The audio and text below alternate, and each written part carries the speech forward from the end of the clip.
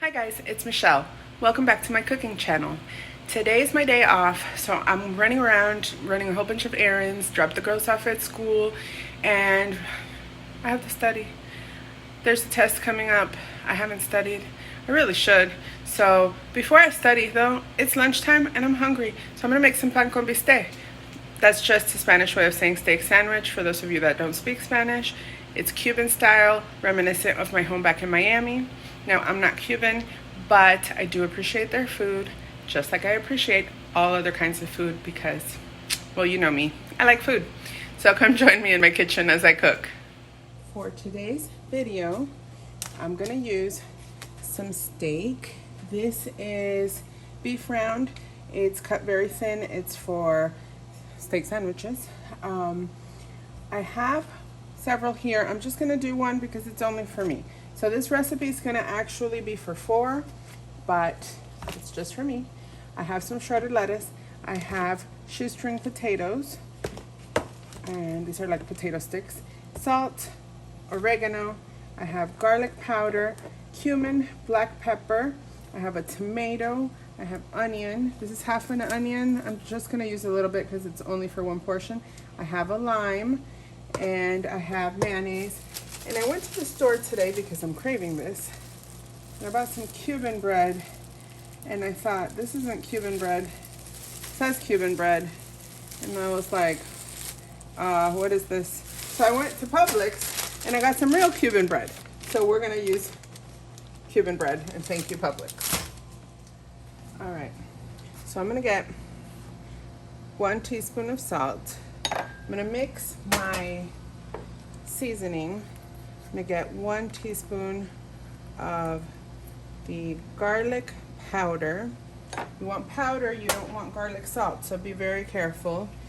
I'm gonna get half a teaspoon of oregano, and I'm going to go for half. It's supposed to be less, maybe like a quarter, but I like cumin. I like the flavor that it gives. So about half a teaspoon of cumin. I'm gonna move this to the side, and I'm gonna use black pepper to taste. So I'm just gonna grind pepper. You guys can put 1/8 of a teaspoon, 1/4 teaspoon of black pepper, whatever you want to put in there. Let's see. I'm done with that. So I'm gonna mix this up. See if I can find a spoon. Of course, I should have had this ready. I have a tiny little, look how cute this is, tiny little spoon. I'm just gonna mix this up, and I'm gonna get my steak seasoned. So I'm gonna put my steak in here in this bag because I want it to marinate. These steaks are super thin, if you can see it. Super thin steak. So I'm gonna put the steak in there. I should have cut my lime. Let me go. All right, so I'm gonna move my seasoning. I have my half of a lime. It's only 1 piece of this very thin steak. And this part is completely optional. You can marinate it with like a mojo seasoning or some type of Spanish marinade. I like just using lime because I don't typically use that marinade. So I don't have it on hand, and I don't want it to go bad unless I'm making like something, you know, some recipe with it, I guess, then I would have had it, but I don't. So I'm gonna stir, make sure my seasoned mixture is all nice and incorporated. And I'm just gonna grab a little bit of that seasoning. Let me put a little bit more and put it in the Ziploc bag along with the lime and the steak. I'm gonna seal this, and it's so tiny, guys, you can just move it around.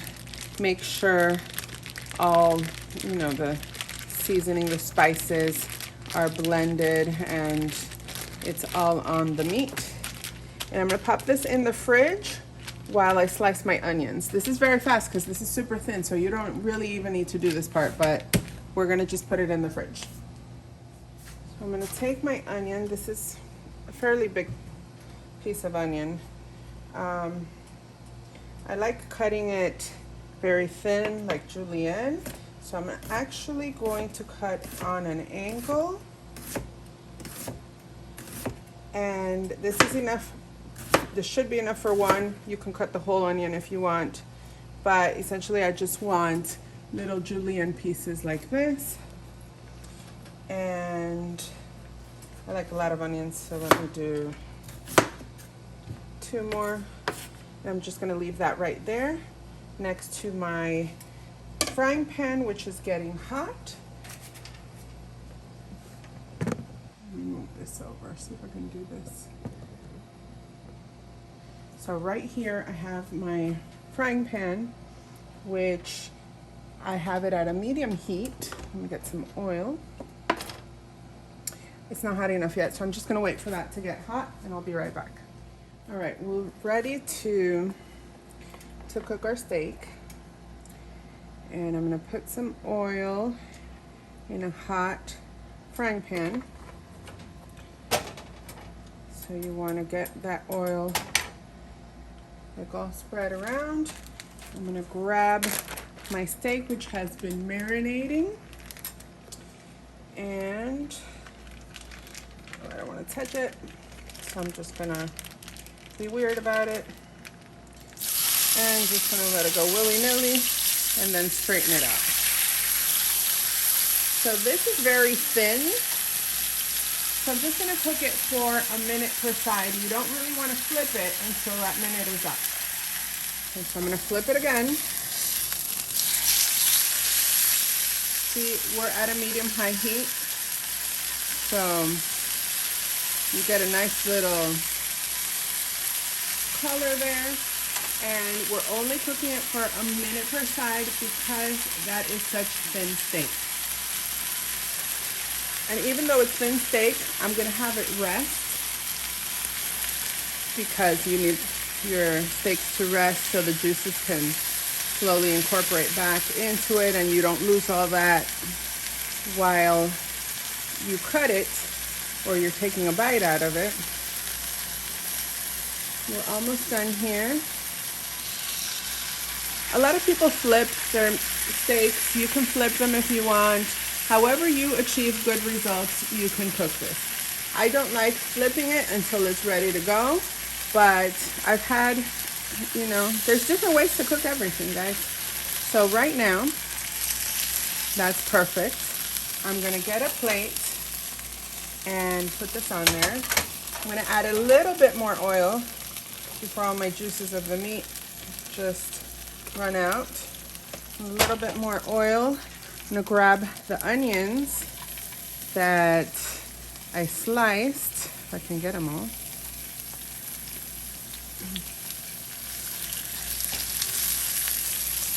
And this is gonna cook, so all of it is gonna be okay. I'm gonna go get rid of this.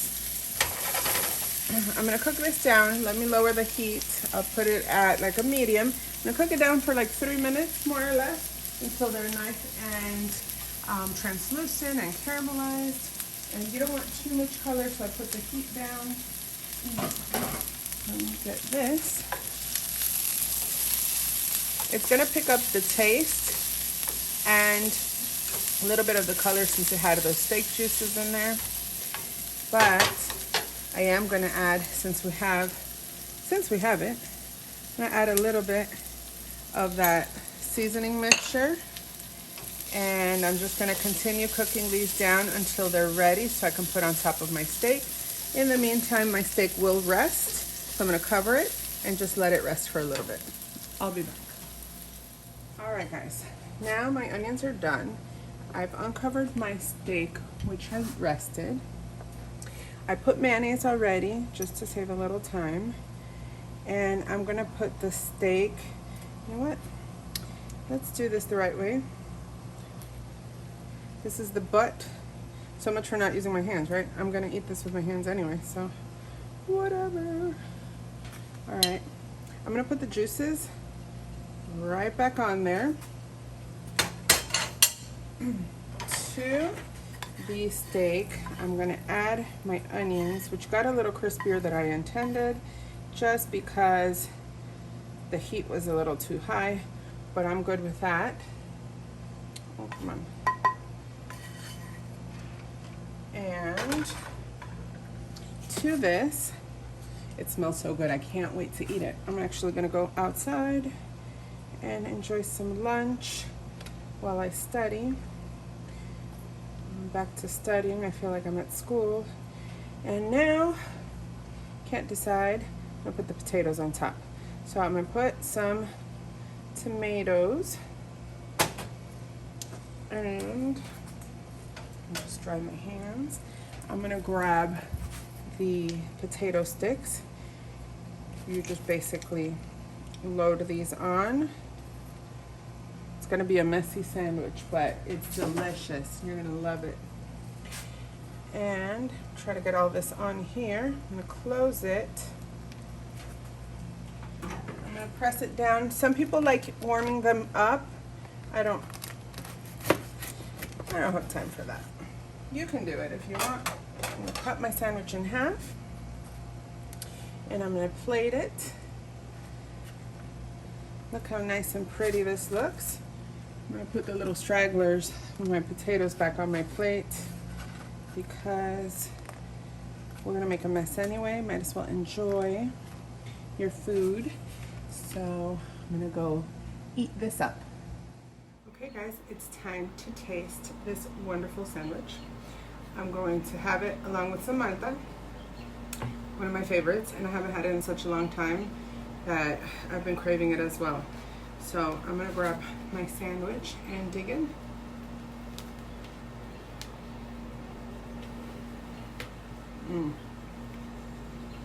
It's delicious. You can wrap it. That was too big. I have a bite. Give me a second. Oh, that's so nice and cold.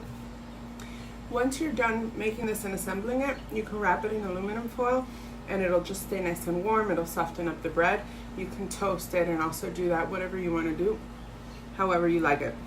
This takes me back to being in Miami, and I really miss Miami, so I really appreciate Publix for having Cuban bread. They have the authentic Cuban bread. They have Cuban bread made with without lard, which I appreciate. But whatever Cuban bread you like, make sure you get authentic and try this recipe. It's really easy, very cheap, and delicious. So make sure to try this at home because honestly, it's not going to disappoint. I have to get to studying, so I'm going to finish my food. I'm going to study. I'm going to enjoy my day off before I have to go get the girls. If you liked this video, hit like down below and don't forget to subscribe for more recipes. Bon appetit!